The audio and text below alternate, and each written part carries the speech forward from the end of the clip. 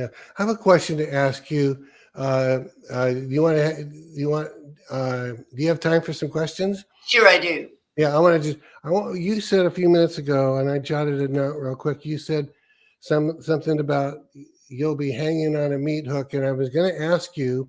Let me give you an example. So we know as a fact that a lot of A-listers, not all of them, but a lot of them in Hollywood are actually intentionally worshiping Lucifer. They literally have worship times and That's right. occult activities, and they do that because they're gaining fame and fortune, and he literally seems to be able to give them that fame and fortune, but he's promising them a great future. But talk about what the future is.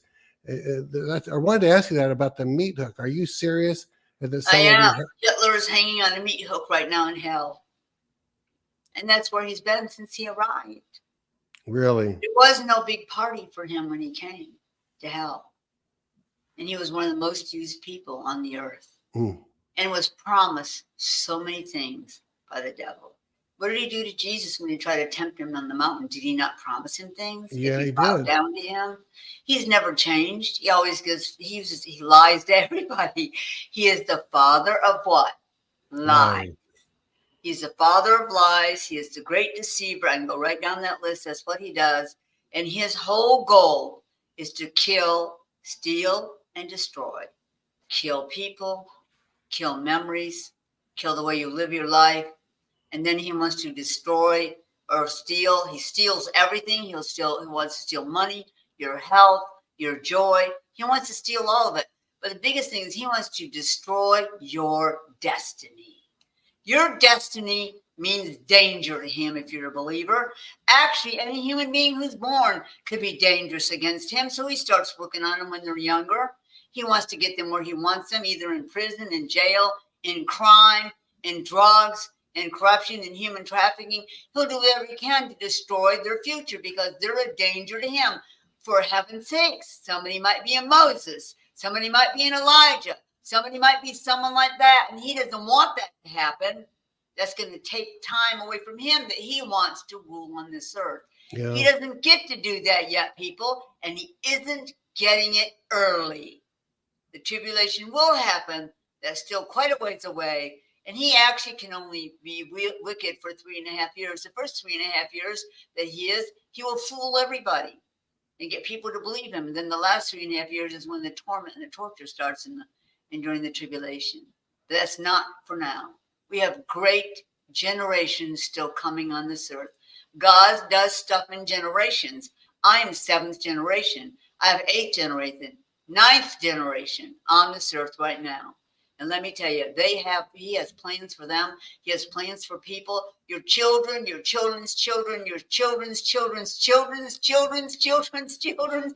Children will walk on this earth. They will probably know him like Enoch did. That is God's plan, to know him like Enoch did. And let me tell you, he loved him so much. He loved God so much. He just took him. He took him young, okay? He was young compared to what the others lived to be. In the time of another whole thing we'll have to talk about another time is the time of the millennial reign, which is the 1,000-year reign, which is, I'm talking too much. That's really interesting. Yeah, go ahead. The 1,000-year millennial reign, what? The millennial reign, which some people say they took it out of their Bibles because they said there is nothing called the millennial reign. What do you think the 1,000-year reign is, people? I think you should check your brain now. And I can tell you, no, it has not happened. The rapture has not happened yet. And people decide that they make new Bibles and take it out. Make sure you have a Bible that has it in there, because I would not want to be those people who show up somewhere and they have changed the Word of God. You can't take things out of the Word of God because you don't understand them. You have to have the whole Word for reasons that he had that stuff put in there. There will be a millennial reign. There'll be a 1,000-year reign where Christ himself sits on the throne in Jerusalem as king of this world. And there'll still be people there who don't want him there. So guess what?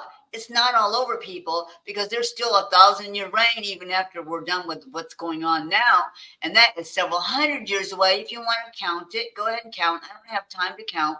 I don't have time to take notes or people's names. I don't have time to call and complain. I don't have time to mash people or bash people online.